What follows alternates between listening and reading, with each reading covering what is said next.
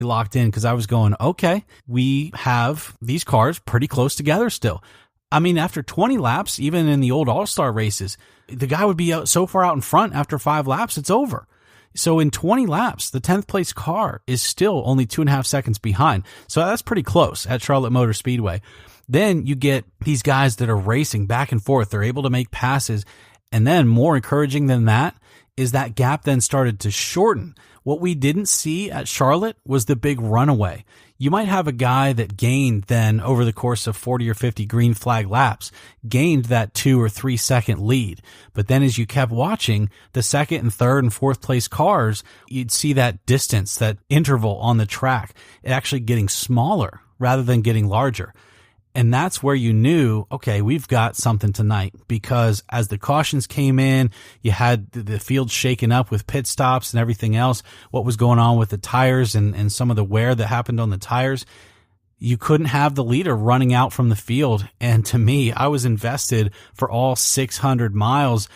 400 laps is a long time around Charlotte Motor Speedway. Like I've said, NASCAR breaks this one up into 4 100 lap segments, which can be rather, well, it can be rather boring in the past. Not this time. Guys were all over the place. I thought it was very entertaining. I was very pleased. I have to agree with you. Even coming through stage 2 when that ended, I couldn't believe it was just stage 2. I was kind of glued to the TV. There was a lot of cautions. You had a lot of restarts. Tire strategy was starting to come into play. The restarts were absolutely insane. They were 3-4 wide for multiple laps on these restarts. The racing from 6th through 15th, even 15, 20, 30 laps into a run was just crazy. The runs the guys were getting on each other. I was glued to the TV. It wasn't a race where I was playing on my phone or not really paying attention. I actually thought it was a really good race. It kept me intrigued throughout. NASCAR finally got some late race cautions, and then they just went crazy. At the end of that race, you had David Reagan staying out. You had him going 4 wide with Truex down on the bottom, making the huge run. It was just great racing. It wasn't a wreck fest. You had the tire issues for the Toyota, which brought out the cautions, which kept the field close. But then you had like great stories as well. You had Corey LaJoie finishing 12th. Again, you had David Reagan up there using pit strategy. So you had some different players up there.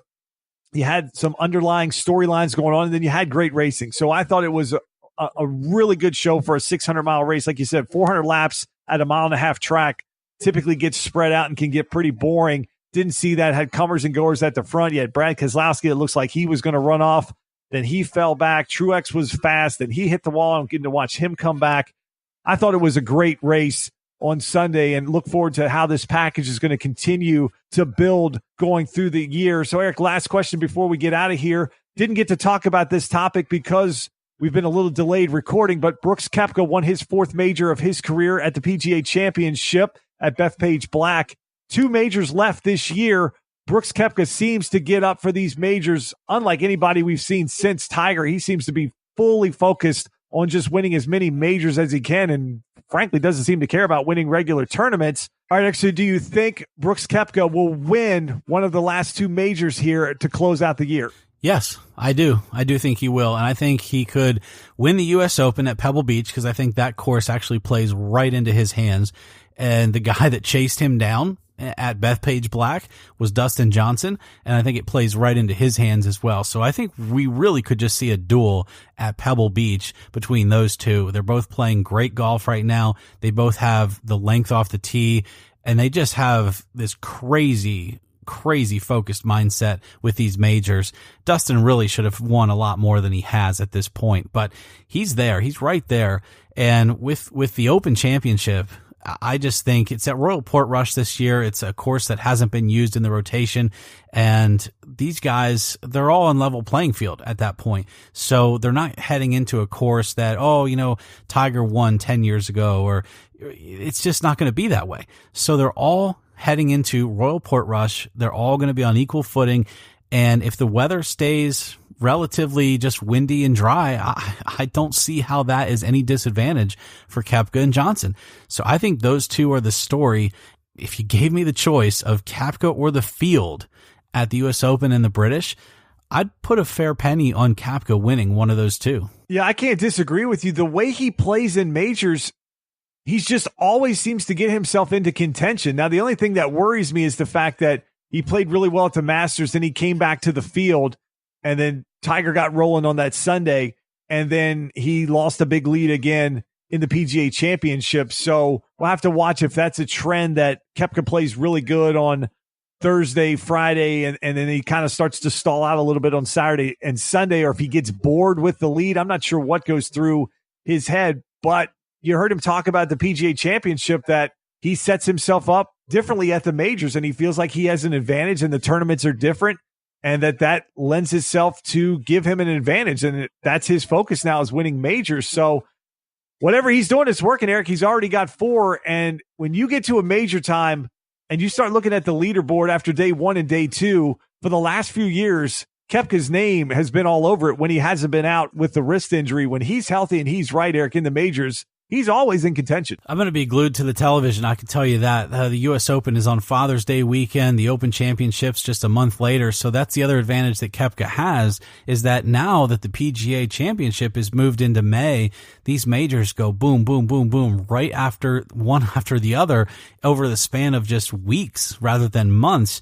And I think that plays into his advantage as well. So I think this is going to be a fantastic U.S. Open. It's obviously at Pebble Beach, a course that a lot of viewers really will recognize because they've either played it in a video game or watched it in the AT&T Pebble Beach Championship over the years, the celebrity one that is pretty popular. And so it's going to be familiar to a lot of people. Obviously, it's very famous. And I just think that Koepka is on stage now. All eyes are going to be on him.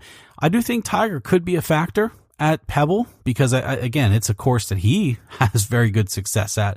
So he wasn't prepared for Bethpage. I really feel that he wasn't prepared there, and maybe he didn't feel like that course set up for him, and he just said, I'll just continue to take the rest. He's going to be more prepared this time. I think he could be another factor. You've, of course, got Rory McIlroy and the other players that are going to try to chase down Koepka, but I really, really am looking forward to this U.S. Open. I think it's going to be fantastic. That's going to do it, though, for episode 247. Justin, I appreciate all the awesome content. I am really looking forward to Thursday night's game 1 here between the Raptors and the Warriors. I know you are as well. So we'll see you guys over on Twitter at TalkbackFanTalk, and, of course, our individual accounts at TalkbackJustin, and I'm at TalkbackEric. We'll be live tweeting and having reactions to all of the finals games before our next episode. We'll hit you up with another fresh episode with reactions to the finals, reactions to other things happening in the world of sports. I'm sure by then we'll have more news on Magic Johnson, Rob Pelinka, LeBron James. What are the Lakers going to do? And of course, we'll be following what do the Warriors do with Kevin Durant. So we'll have all of that and more on future episodes of Talk Back. We hope you have a great weekend.